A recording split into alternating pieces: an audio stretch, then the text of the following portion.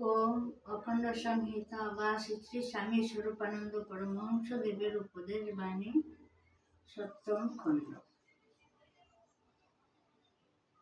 পরনিন্দার স্বভাব।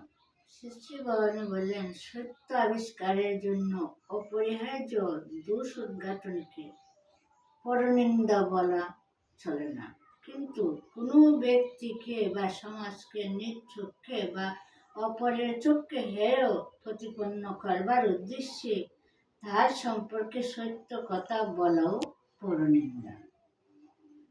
মিথ্যার তো কথাই নাই। পরনিন্দা স্বভাবই ওই যে সত্য কত বিকৃতি হয়ে বের হয়।